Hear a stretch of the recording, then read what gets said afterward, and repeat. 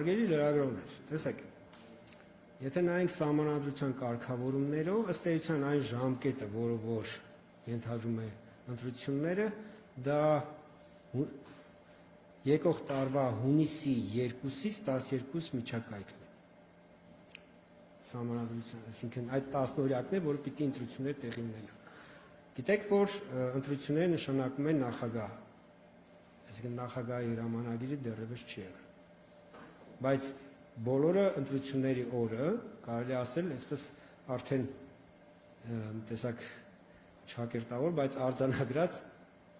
ընթանում են առաջ, որ այն է, որ հունիսի 7։ Ինչով է դա պայման, որովհետև այդ իմ նշած ժամանակահատվածում միակ կիրակին հունիսի 7-ն է։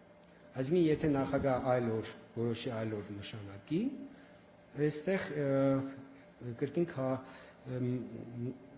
այլ, այսպես ասենք, իրավական հետևանքներ, այսինքն պիտի միատել կառավարի, որտեղ եթե, ասենք, այդ կիրակին չնշանակի, աշխատանքային օր նշանակի, այնտեղ ոչ աշխատանքային օր հայտարարելու խնդիր կառաջանա, պատկերացրեք, չէ՞, այսինքն շղթայական նոր, այսպես, իրավական կարգավորումների անհրաժեշտություններ կառաջանան, դա չէ,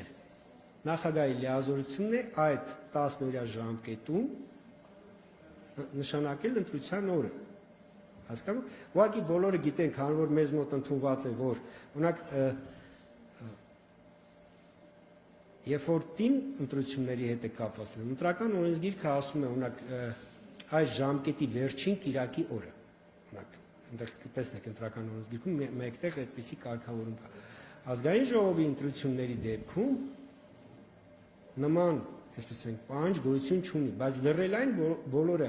գիտեն, որ բնականաբար դա պիտի լինի կիրակի օր։ Սա ես պարզաբանում ինչի համար, թե ինչից է այսպես ստեղծվել այդ տպավորությունը, միանգամից ու տրամաբանական տպավորությունը, որ հունիսի 7-ը պետք է լինի։ Բայց կրկնում եմ, նախագահը, երբ որ կնշանակի, այդ ժամանակ նոր մենք ունենանք պաշտոնապես նշանակված ընտրություններ։ Այս ընտրություններին կարող եմ ձեզ արդեն տեղյակ պահել, որ մոնիտորինգի և վերահսկողության մի շարք գործիքներ ենք մենք կիրառելու։ Սա ինչի համար եմ ասում, որովհետև քարոզարշավի և ընդհանրապես ընտրական գործընթացների ֆինանսական թափանցիկության և ֆինանսավորման օրինականության գործընթացը ավելի պատշաճ և ժամանակակից գործիքակազմերի կիրառմամբ իրականացնելու նպատակով Կենտրոնական ընտրական հանձնաժողովը միջազգային գործընկերների հետ համագործակցությամբ մոնիտորինգային ծրագրեր է կիրառել, որոնք հնարավորություն կտան մեզ համացանցում տեղի ունեցող գործընթաց քարոզչությունը ավելի հաստատված և հնարավորինս ընդգրկուն ծավալներով դիտարկել մոնիտորինգի ենթարկել, որը այս տվյալները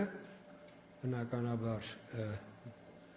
մեր վերահսկիչ վերստուգիչ ծառայության այդ ծառայությունն է ընտրություններին մասնակցող կուսակցությունների քարոզչության ֆինանսական վերահսկողությունը իրականացնում ՀՎՑ-ի համար, մենք կարծում ՀՎՑ-ի ասում, գրճատ, ՀՎՑ-ի համար շատ, այսպես ասենք, արդյունավետ տվյալներ այդպիսով իրենց տրամադրության տակ ունենան։